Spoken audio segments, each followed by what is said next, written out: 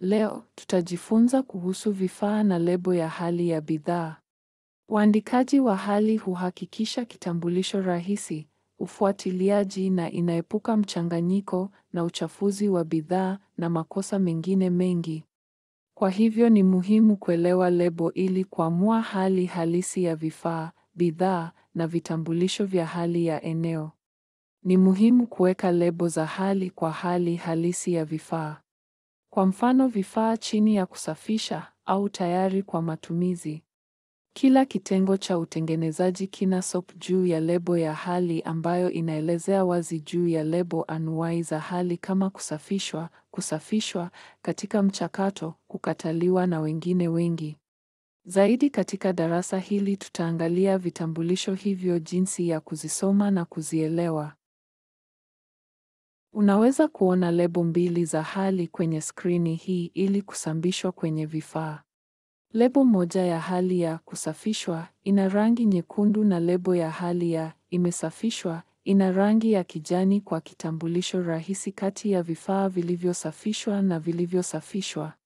Zaidi ya hayo, lebo hizi zina jina la vifaa, nambari ya vifaa, idadi ya kundi la bidhaa na bidhaa ya awali inayotumiwa kwa ufuatiliaji.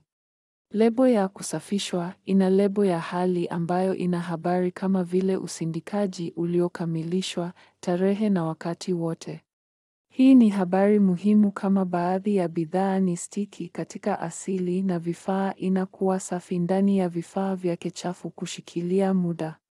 Kushikilia wakati sio kitu, lakini wahandisi wameamua ikiwa hautasafisha vifaa vichafu vilivyotumika ndani ya kipindi cha muda, kusafisha kufanyika baada ya hapo kutaacha mabaki ya kemikali kutokana na asili yao ya nata. Mabaki ya kemikali ya awali yanaweza kuharibu bidhaa inayofuata.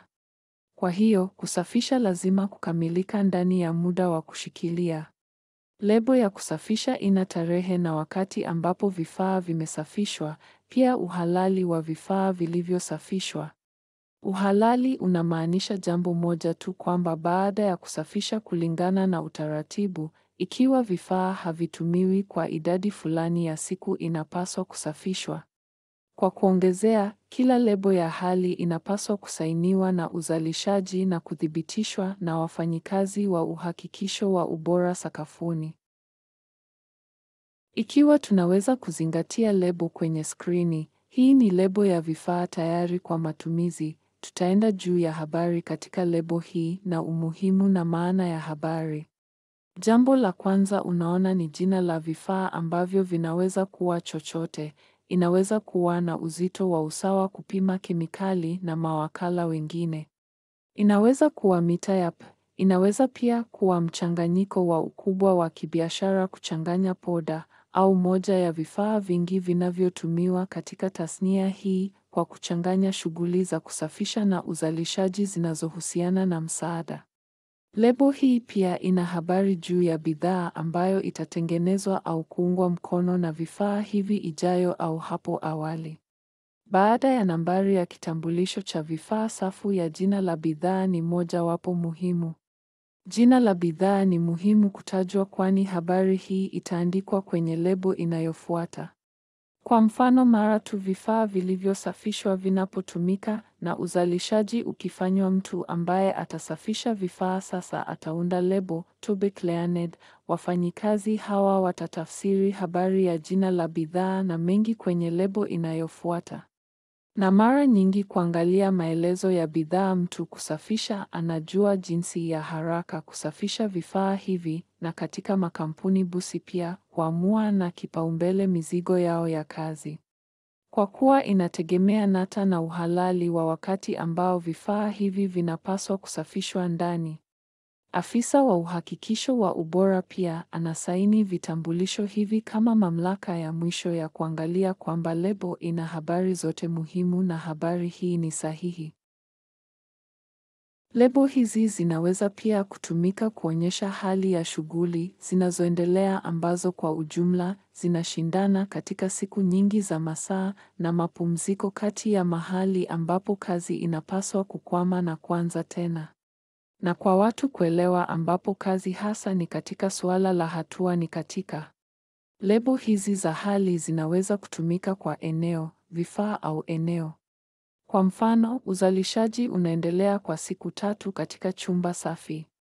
Hali ya chumba mwishoni mwa siku ya kazi kwa msaada wa lebo itatoa habari kuhusu kazi ngapi imekamilika na ni pallets ngapi trays. Crates zimejazwa idadi kubwa ya bidhaa pamoja na jina na habari nyingine muhimu. Lebo hii inaweza kuonekana tofauti kidogo katika kampuni tofauti. Kampuni zingine zinaweza kutumia neno crate, wengine wanaweza kutumia tray ya neno, wengine wanaweza kutumia maneno kama pallets, lakini habari zingine zote zinapaswa kuwa sawa katika tasnia. Mbali na hali ya sasa ya uzalishaji, hatua inayofuata ya usindikaji pia imetajwa, hivyo mafundi wa utengenezaji ambao wanaanza mchakato siku inayofuata wana wazo ambapo mambo yaliachwa. Lebo hizi zote za mchakato zimesainiwa na kupitishwa na wafanyikazi wa uhakikisho wa ubora. Tutaenda katika maelezo na ujuzi wa kina zaidi wa wafanyikazi wa uhakikisho wa ubora ambao mafundi wa utengenezaji hushughulikia siku na siku. Tumefunika vitambulisho vyote vya hali na vifaa hadi sasa kwamba fundi wa utengenezaji atawajibika moja kwa moja.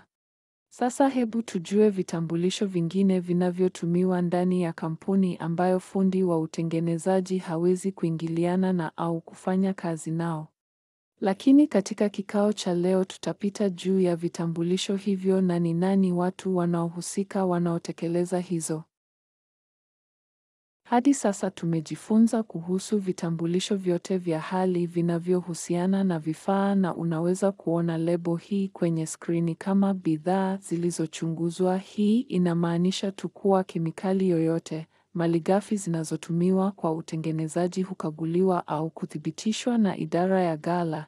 Idara ya ghala ina jukumu la kuunda, kujaza na kuambatisha vitambulisho hivi kwa vifaa vyote vinavyoingia. Mafundi wote wa utengenezaji wanapaswa kuzingatia vitambulisho hivi wakati wa kuleta malighafi kutoka kwa ghala ili kuhakikisha nyenzo zinazoingia zina lebo ambayo inathibitisha kuwa nyenzo hii imekaguliwa na udhibiti wao wa ubora. Taarifa juu ya lebo hii inaweza kuwa tofauti kampuni kwa kampuni. Tag hii inaweza kutumika katika idara zote za ghala na uzalishaji. Kama unavyoona kwenye lebo ya hali ya bidhaa ya skrini, na safu ya kwanza inataja idara ya uhakikisho wa ubora waka pamoja na idara ya ugavi inahakikisha kutolewa kwenye soko. Lebo hii inamaanisha tu kuwa bidhaa hii imekaguliwa na iko tayari kutolewa kwenye soko na inakidhi vigezo vyote. Aidha, tag nyingine inataja tu kwamba kura hii haijakaguliwa na wafanyikazi wa idara ya uhakikisho wa ubora na haiwezi kutolewa kwenye soko. Ingawa huwezi kuwa na yatokanayo na vitambulisho hivi kama kazi yako baada ya uzalishaji itaisha, na vitambulisho hivi hutumiwa wakati wa usafirishaji na mwingiliano wa fundi wa utengenezaji sio katika hatua hii. Tungependa uelewe aina zote za vitambulisho, kwani hii inaweza kuwa nyongeza ya ziada kwa maarifa yako kuhusu aina zote za vitambulisho. Kwenye toleo laka kwenye soko unaona safu na nambari ya RHI inaitwa nambari ya uchambuzi.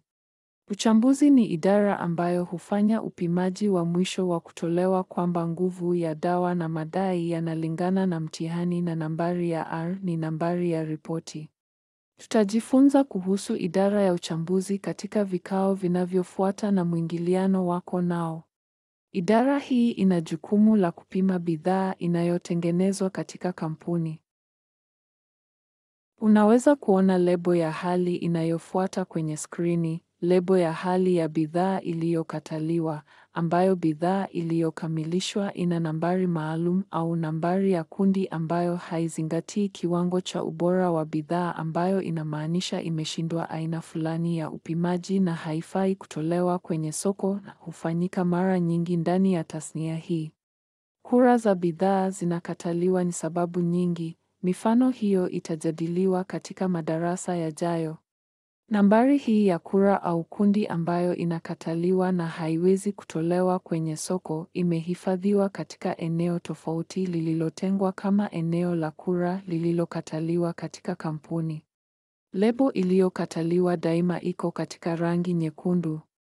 Lebo hii daima imeambatishwa kwenye kura iliyokataliwa kwa onyo lisilofaa kutolewa.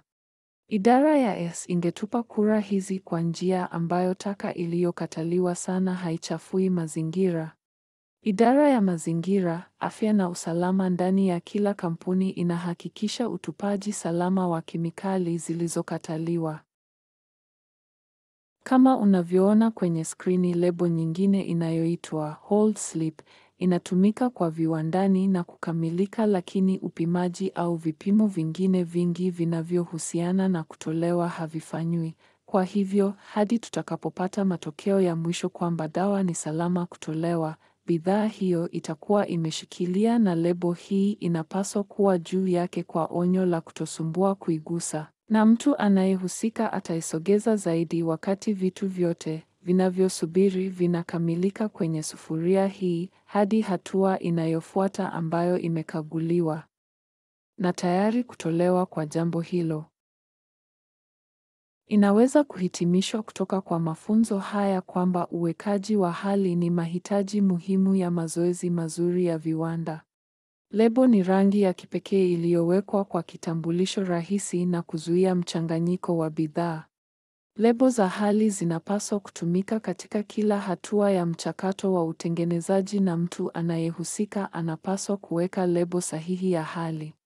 Lebo zote za hali zinapaswa kushughulikiwa kwa uangalifu, sehemu zote zinapaswa kujazwa ipasavyo na zinapaswa kusainiwa na tarehe na mtu aliyeidhinishwa kwa kila hali ya kuweka alama SOP.